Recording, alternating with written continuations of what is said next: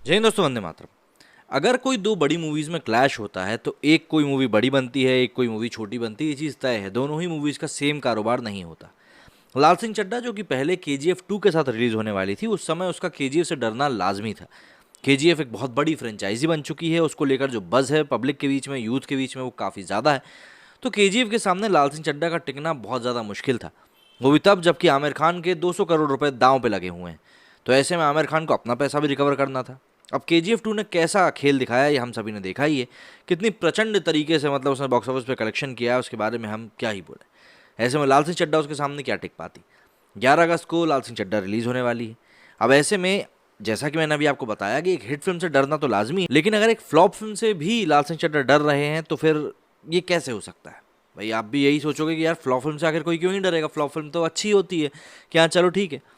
लेकिन आप यकीन नहीं करेंगे पर लाल सिंह चड्ढा इस समय भैया शमशेरा से डरे बैठे हैं।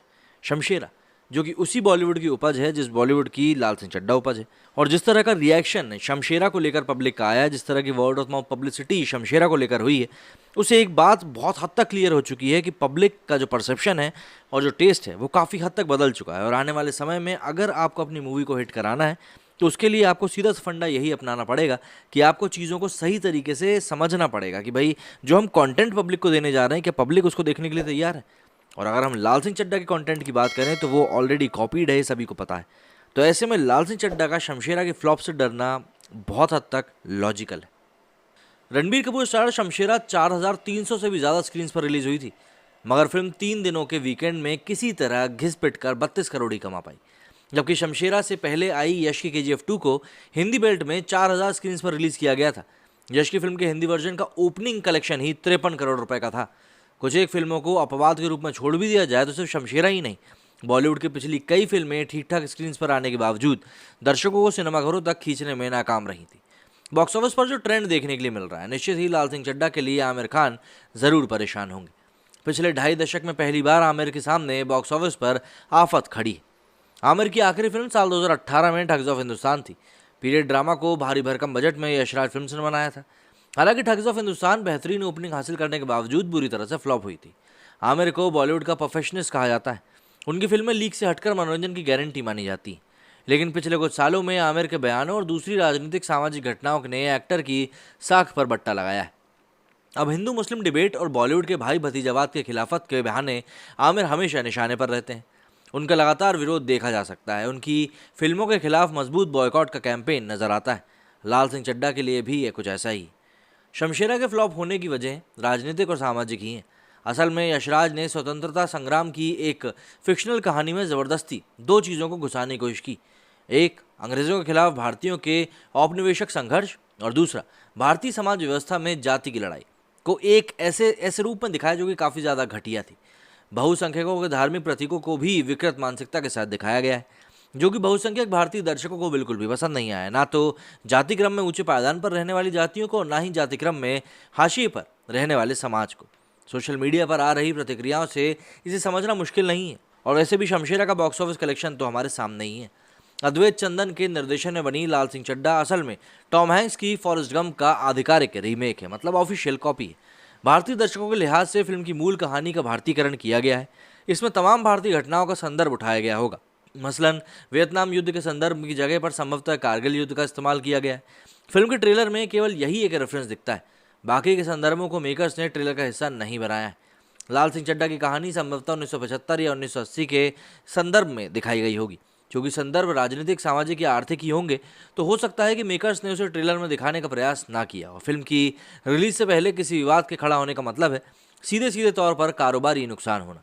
यानी 1980 से लेकर अब तक की राजनीतिक सामाजिक घटनाओं को दिखाया जाए। बहुत संभावना है कि फिल्म में आपातकाल, इंदिरा राजीव की हत्या, देश में उदारवाद का आगमन, बाबरी विध्वंस, कारगिल युद्ध जैसी तमाम बड़ी घटनाओं के संदर्भ समेटे गए होंगे।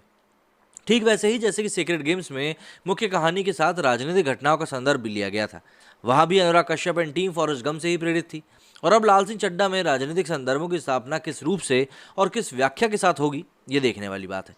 मगर इतना तो तय है कि इसमें थोड़ी सी भी अगर चूक फिल्म को विवादों में घसीट लेके जाएगी तो इसका सीधा सीधा नुकसान कलेक्शन पर होगा। ट्रेलर के संदर्भों की अगर हम बात करें तो इसमें मेकर्स ने काफ़ी चतुराई से ट्रेलर में किसी भी चीज़ का खुलासा नहीं किया है। वैसे एक चीज़ जो ट्रेलर में दिख रही है उस पर लोगों की नाराज़गी भी सामने आ सकती है, और वो है कि किस तरीके से यहाँ पर आमिर खान बार बार एक ही तरीके की एक्टिंग करते हुए दिखाई दे रहे हैं। लाल सिंह चड्ढा का नायक सरदार है, मगर ट्रेलर से पता चलता है कि कॉलेज और सेना में नौकरी के दौरान वो बिना केश और दाढ़ी के है, जबकि कॉलेज या सेना में सिखों के लिए कोई ऐसी नियमबद्धता मजबूरी नहीं है। गुरु गोविंद सिंह महाराज ने सिखों के लिए 5 चीज़ें अनिवार्य की थी, जिसमें कड़ा, कृपाण, कंगा और कछेरा के साथ साथ केश सबसे अहम है। फिल्म में युवा आमिर के किरदार का बिना केश के दिखना सिखों को नाराज कर सकता है। बॉलीवुड की कुछ फिल्मों में केश और कड़ा को लेकर सिखों की तरफ से अब तक कई फिल्मों का विरोध का इतिहास रहा है, और इस बार लाल सिंह चड्ढा के साथ बॉक्स ऑफिस पर आमिर के लिए तलवार की धार पर चलने जैसा है। एक तरफ फिल्म के कंटेंट को विवादों से बचा के भी रखना है, और दूसरी तरफ टिकट खिड़की पर साल के सबसे बड़े क्लैश में होने वाले नुकसान से बचने की जुगत लगाना भी है। असल में 11 अगस्त को लाल सिंह चड्ढा के साथ अक्षय कुमार की फैमिली ड्रामा रक्षाबंधन भी रिलीज हो रही है। अक्षय की पिछली 2 फिल्मों को अगर छोड़ दिया जाए तो नए राजनीतिक माहौल में उनका बॉक्स ऑफिस ट्रैक रिकॉर्ड काफ़ी बेहतर रहा है। रक्षाबंधन के सामने क्लैश में थोड़ी सी भी चूक अगर आमिर खान की लाल सिंह चड्ढा को बहुत बड़ा नुकसान पहुंचा सकती है, क्योंकि लाल सिंह चड्ढा के विरोध में बॉक्स ऑफिस पर लोगों के पास विकल्प के रूप में आनंद एल रॉय और अक्षय की रक्षाबंधन का एक तगड़ा विकल्प मौजूद है, जो कि हालांकि अपने आप में काफ़ी अलग मूवी है, लेकिन इसके बाद भी देखिए कंपटीशन तो वो देगी।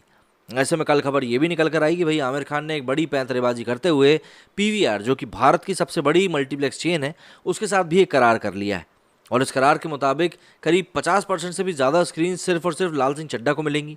ऐसे में ऑब्वियस सी बात है, रक्षाबंधन की जो स्क्रीन काउंट है वो कहीं ना कहीं में उसमें कमी तो आएगी, लेकिन हाँ, जिस प्रकार की अक्षय कुमार की भी फ़ैन फॉलोइंग है, जिस तरह की उनका स्टारडम है, उसको देखते हुए कहा जा सकता है कि अगर ये मूवी का पहले 2 दिन का वर्ड ऑफ माउथ अच्छा निकल के आया, मतलब रक्षाबंधन का अगर पब्लिसिटी सही से हुई और इसका वर्ड ऑफ माउथ अच्छे से निकल कर आया, तो भाई बहुत हद तक पॉसिबिलिटी है कि ये लाल सिंह चड्ढा को अच्छी खासी टक्कर देगी, क्योंकि लाल सिंह चड्ढा को लेकर कोई बज़ इस समय सोशल मीडिया पर दिख नहीं रहा है।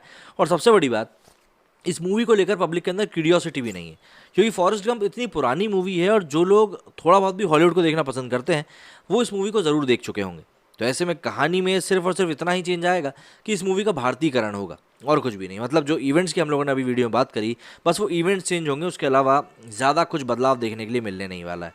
तो ऐसे में लाल सिंह चड्ढा का शमशेरा से डरना बिल्कुल लाजमी है, क्योंकि शमशेरा, जिसके बारे में कहा जा रहा था कि अपने आप में एक नई कहानी लेकर आया है, एक नयापन लेकर आया, रणवीर कपूर एक नए किरदार में दिखाई देने वाले हैं, एक्शन से भरपूर ये मूवी होने वाली है। लेकिन इन सभी के बावजूद जिस प्रकार की वर्ड ऑफ माउथ पब्लिसिटी हुई है, पब्लिक ने इसको सिरे से नकारा है, और जो कलेक्शन सोमवार के निकल कर सामने आए थे, मतलब 3 करोड़ का कलेक्शन भी पहले सोमवार को नहीं कर सक रही ये फिल्म, जिसका कि बजट 150 करोड़ से भी ज़्यादा का बताया जा रहा है। तो आप खुद ही अंदाज़ा लगा सकते हैं कि इस समय बॉलीवुड की दशा क्या चल रही है, और क्यों लाल सिंह चड्ढा को डर नहीं होना चाहिए भैया।